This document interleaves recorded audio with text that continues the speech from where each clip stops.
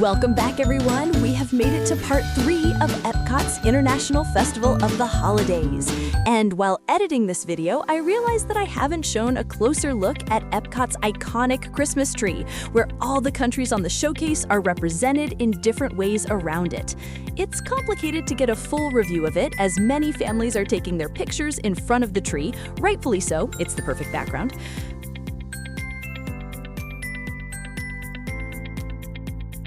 Part 3 is a continuation of some of my favorite Epcot storytellers that are here during this festival. Please like and subscribe if you love all things Disney and travel, as there's more coming up. And I will link part 1 and part 2 so you don't miss some of the best of the festival. The new year. Let's head to our Hanukkah storyteller first. He is located at the back of the World Showcase, right in between France and Morocco, and the description on Disney's page says, guests will discover an entertaining celebration of Hanukkah along World Showcase Promenade, where a storyteller recounts traveling abroad to explore the diverse music and traditions of Hanukkah around the world.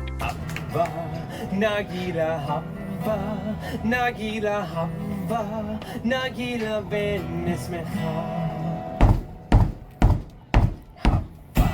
Nagila hava Nagila hava Nagila ben ismecha Nagila hava Nagila hava Nagila ben ismecha Hava neramina Hava neramina Hava neramina ben ismecha Hava neramina Hava neramina Hava neramina ben ismecha Hava Nagila hava Nagila hava Nagila ben ismecha Hava Nagila hava Nagila hava Nagila ben ismecha.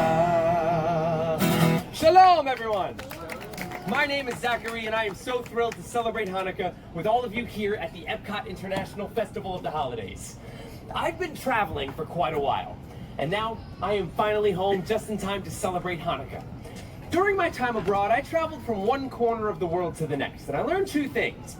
The world doesn't actually have any corners, and people in different places and cultures celebrate Hanukkah in their own unique ways, and it is beautiful. Now, Hanukkah is the only Jewish holiday not specifically mentioned in the Torah, our holy book. Seriously. That's probably why there are so many ways of celebrating the holiday around the world. But there is at least one thing that every Hanukkah celebration has in common: the telling of a story. Not just any story, but a miraculous story. It is the story of our ancestors, the Maccabees. Now, over 2,000 years ago, in the city of Jerusalem stood a temple. Now, to the Jewish people, it was the holy temple, a sacred place of worship. It was... I wish I could describe it to you, but I cannot, because it was desecrated. Quickly now! Stand together, brothers! Do not let the temple fall. They are coming. They are coming! They are here! It was 166 BCE, and an opposing army marched on the temple. 40,000 well-armored, well-trained soldiers. Their adversary? A small group of Jewish rebels known as the Maccabees, led by Judah the Strong. Maccabees! Let us fight unto the death in defense of our souls and our temple. This small band of rebels met the enemy army, and they fought. The temple, it is on fire! Douse the flames! Save the scriptures! When the smoke cleared, all that was left was the Maccabees and the Holy Temple. They did it. The Maccabees pushed out the enemy army and saved the temple. But the temple was not left unscathed. Precious holy items were stolen. Idols were placed on the altar. Vandals destroyed what once was sacred. We must cleanse the temple. Bring me the menorah. But that too was gone. Unwilling to accept defeat now, the Maccabees crafted a new menorah. But when they found the blessed oil, there was only enough for one day. They could not let the holy light dwindle again. So they lit the menorah and they prayed. And the flame lasted 2 days. 3 days. 4. 5, 6, 7, 8 days. The holy flame still burns. A great miracle has happened here. That small vial of oil lasted for 8 nights, long enough to cleanse the temple and get more blessed oil. Every year during Hanukkah, we remember the bravery of the Maccabees and the miracle that happened all those years ago. And how do we remember that miracle? Well, during the 8 days of Hanukkah, families come together and we share our traditions. For my family, we eat, we sing songs, we eat, we exchange presents. Oh, and by the way, did I mention? Yeah, we eat. I can smell it now. Potatoes and onions frying in hot oil as Dad flips the latkes. Oh, and sweet sugar fills the air as Mom coats the fried jelly donuts. Now, during Hanukkah, we eat foods cooked in oil to remember the oil that kept the candle burning for the Maccabees. Then, as the sun sets, the house becomes quiet, as it is time to light the menorah. As the youngest male of the household, it was my responsibility to light the candles. The first night, I light 2 candles. The first is always the shamash, the attendant candle. Set above the others, it is used to light the Hanukkah candles. The shamash reminds us of the good that we can bring to others. For 8 nights, we repeat this ritual, adding 1 more candle each evening until all 8 candles burn bright. Light the first of 8 tonight, furthest candle to the right. Light the first and second too, when tomorrow's day is through. Then light 3 and then light 4, every dusk light 1 candle more, till all 8 burn bright and high, honoring a day gone by. In my family, like so many other families around the world, our tradition is to exchange gifts after lighting the candles. The house erupted with joy and laughter, especially on the first and the last nights, when my parents gave us kids the big presents. A dollhouse. Oh, for my sister. Yoink. And for me, a helmet to go along with my new bike. That was a good year. Nights in between were for what my parents called more practical presents. School supplies, clothes, an extra fancy pair of socks. Oh, check out these sweet babies I got last year. Yeah, you can see them all the way over there, right? Yeah, you can't miss them. We also got some of the Hanukkah staples. Chocolate coins called gelt, and of course, dreidels. Now, dreidel is Yiddish for spinning top, and on each side is a Hebrew letter. Nun, Gimel, Hey, and Shin. These 4 letters form the acronym of the phrase, a great miracle happened there. By playing dreidel during Hanukkah, we are reminded of the bravery of the Maccabees. So, every year, my family and families around the world play dreidel. And while we play, we sing the classic dreidel song. I'm sure you've heard it before. And I could sing it for you now, but I think I need some help, so I'm going to recruit all of you out there to be my collective volunteer. Now, don't worry. I will take care of most of the words. I just need the rest of you to be in charge of one very important word. Do you think you can guess what that word is? Dreidel. Dreidel, yes, very quick. So when I raise the dreidel high in the air like this, I need you all to say nice and loud. Dreidel. Just like that. Let's try it with the song. I have a little dreidel. I made it out of clay, and when it's dry and ready, then dreidel. I shall play. Oh, dreidel, there it is. I made it out of clay, and when it's dry and ready, then dreidel. I shall play. Let's try it really fast now. Ready? 3, 2, 1.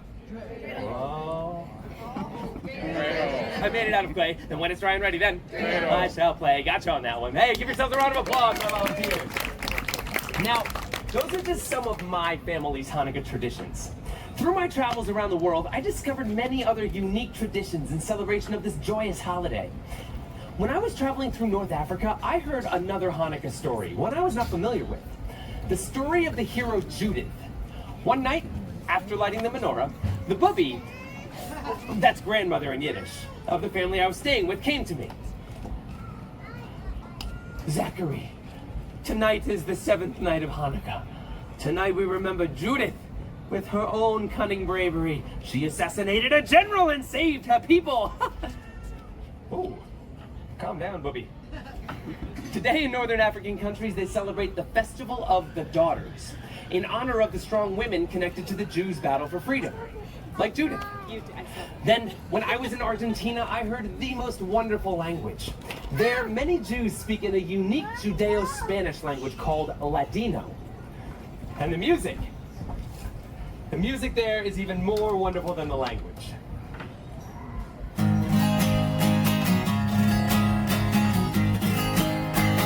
Hanukkah linda hasta aquí, 8 candelas para mí. Hanukkah linda hasta aquí, 8 candelas para mí.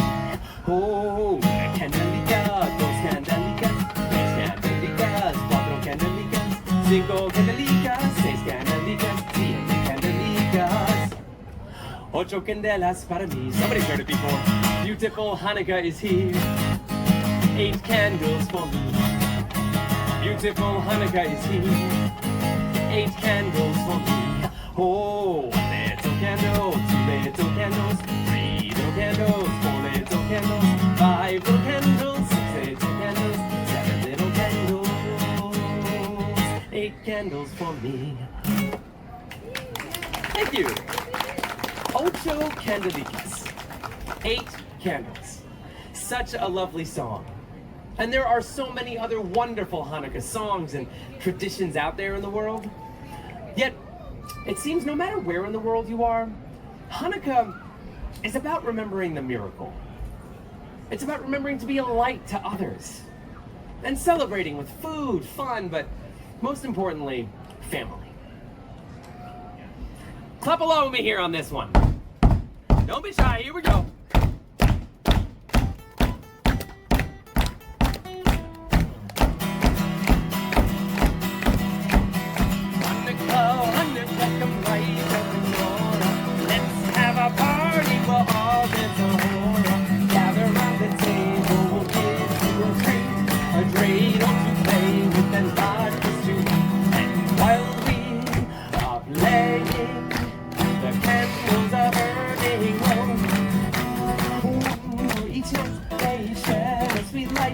Remind us of days long ago.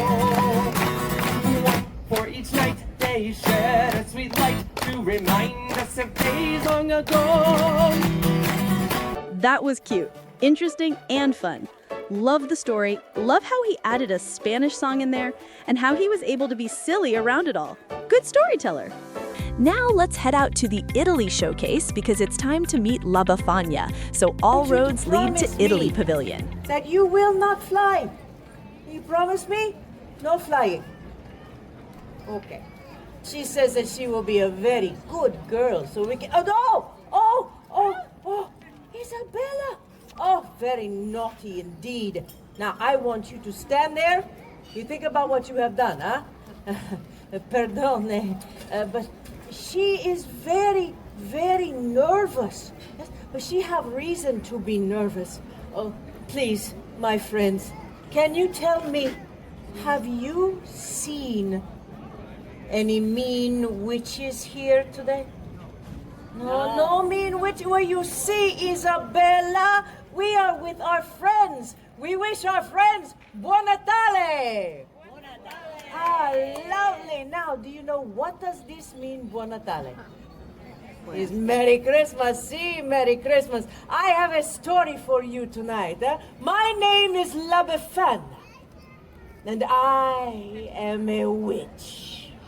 Oh, but I am a very good witch, see? Yes, this is why I must disguise myself, because those mean witches, they tease me.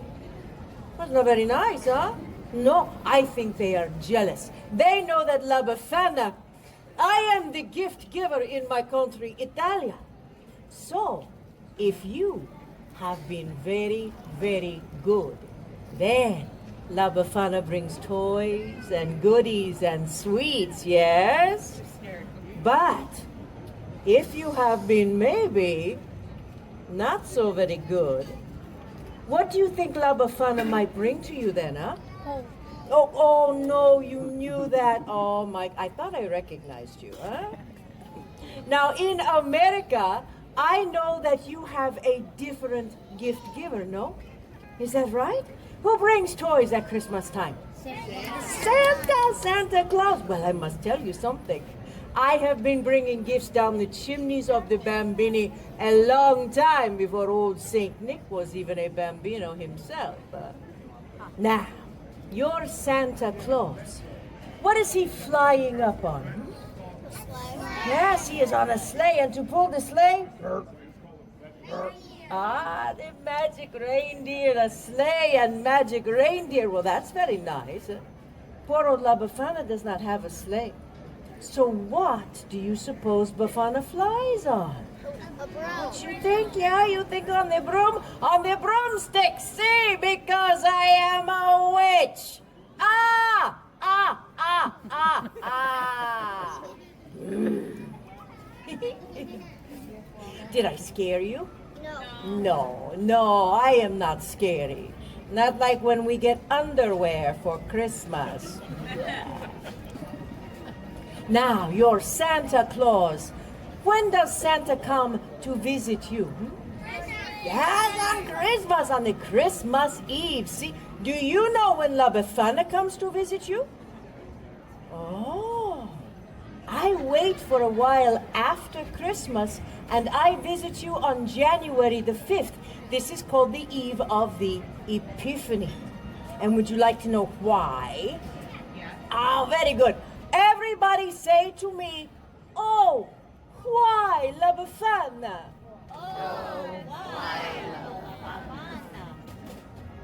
I'm so glad you asked. You know, there are many, many ways that my tale is told throughout all of Italia. But this is a very special story just for you. And it begins with sand. Whoosh, and camels. And no running water. Ugh. Oh, we were stinky people back then.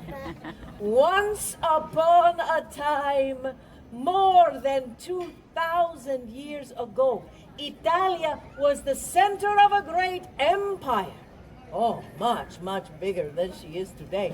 And Rome, she stretched all the way out to what we call the Middle East. And me, well, I lived in a lonely little cottage at the edge of the great road where all the caravans of camels would pass by. And one day, I am sweeping in front of my little cottage, and a group of travelers approaches me, riding up on the camels' backs. Oh, so exotic, you know. Oh, they are from a very faraway place, and they look so very rich, all dressed like kings. Well, the men were dressed like kings, not the camels. But the men are so excited, and they point this way and that way. But, you know, they speak with funny words. These are words that La Befana does not know. Lucky for me, these men, they speak a little bit with their hands, so I am okay. And they say one word I always remember. They say Bethlehem. Have you heard this word? Yes. Yeah, it's good to know Bethlehem after all the stories. But way back then, no, sir, I am sorry, but I do not know what Bethlehem is. Ah, La Befana. The big star up in the sky is there to tell us that a great king is born in Bethlehem. We follow the star to find this young king. Oh, I understand. See, La Befana has seen the star. It is why the sky is so bright these last few nights. And I was beginning to be a little bit irritated with that star. She was keeping me awake at night. But I am so caught in their story to find this young king that the travelers asked me to go with them. And for a moment, oh, I am filled with such a longing to follow the star. And then I think to myself, what? La Befana, you pazzo, huh? You're crazy. What's it? Camels, stars, strange men in the middle of the night. Oh, no, sir, I am sorry, but La Befana, no, she cannot come with you. So the travelers, they go to Bethlehem without me. But I stand outside in the night for a while. I look up at the star and I wonder. And a few days later, a young shepherd comes running into my village. He says to me, "Hey, La Befana, how come you no go to Bethlehem? Everybody is talking about the baby king that was born there. Born in a poor little stable, but Befana, everybody is saying he is the Son of God." And just then, the night sky opened in such beautiful light, La Befana can hardly look. Oh, it is as if the star of that little king bursts open into glory. And then there is the sound. Oh, the sound of angels singing. So many, many angels, like nothing that I had ever heard before. And I know I must go to Bethlehem. So I run into my little cottage to find a gift to bring for this very special bambino. For I had seen the fancy gifts of the kings. I do not want to go empty-handed, huh?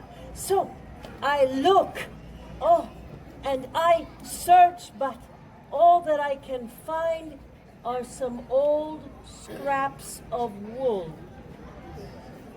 But I sew these scraps of wool together. I make for the little king a doll. It's better than nothing, huh? Oh, I am so excited. I will go to Bethlehem. I will see this young king. And I run outside to follow the star. And it is gone. The beautiful star is gone. La Befana waited too long. But now what can I follow to find this young king? So from that moment, I am searching for the Yesu Bambino, for the Christ child. And on the eve of the Epiphany, this is the day that the wise men come to Bethlehem, I climb down into the chimneys and I look into the faces of all the children. And I think to myself, what if it is you? Oh, what if you are the Christ child? And you know, when they are sleeping, you think it could be so, huh? And even though I do not yet find the Yesu Bambino, when I look into these beautiful faces, they remind me of the miracle of that star. So I leave a little gift. Now, maybe you are thinking, oh my, La Befana, this is a sad story. No, not so. Really, you see, in Italia, Christmas time is a time of great joy, celebration, a time for us to gather together, the familia, the grandmothers, the grandfathers, the aunts, the uncles, and the cousins, and we all cook. And we eat, and we laugh, and we tell stories, and all the bambini, they play with the presents that I bring, and together we sing, and we dance. Oh, it is molto, molto bello. See? Yes, you understand what I speak of, huh? So you see, even though I do not yet find the Yesu Bambino, in bringing the gifts, I find joy. Oh, but you must excuse me once again. I must disguise myself. Oh, I never know when those mean witches are going to come. They like to tease me, and you know, maybe La Befana gives those mean witches a little present this year, huh? We put a little coal in their socks. Oh, I have so enjoyed to share this story with you, and you know, in listening to me, You give La Befana, the gift giver. You give me a great gift. So, why I care what some mean old witch says to me? You think I should hide from them? No. You give me courage to be true to myself, to follow my special star. I do not want to hide. I want to share joy. So, I give you a little saying that we have here in Italia. We say, Natale con I tuoi, Pasqua con chi vuoi. And this means that Easter you may celebrate with whomever you choose. But Christmas is always with your own. And with that, I wish you Buon Natale is how we say Merry Christmas. Yes, you try that for me. Buon Natale. Oh, Bella, very, very nice. Oh. This was a long one, and she did so good. More of a backstory or a side story from the baby Jesus' birth. An Italian Santa Claus, may I say. Grazie. I hope everyone enjoyed this series. Please take a moment to subscribe for more. Candlelight Procession on Part 1 was an amazing performance. Père Noël and Barn Santa in Part 2 were darling, silly, and enjoyable. I just love this festival all around, and we didn't nearly capture everything. You can come here for picture-perfect encounters, for the international holiday foods, for the scavenger hunts and cookie stroll, for the storytellers, for the celebrities narrating at the Candlelight Procession, or just to have a nice walk and take it all in. It's by far one of the best, most immersive festivals that Epcot hosts. With that being said, Festival of the Arts is next, so stick around for more. Until next time, happy holidays, everyone!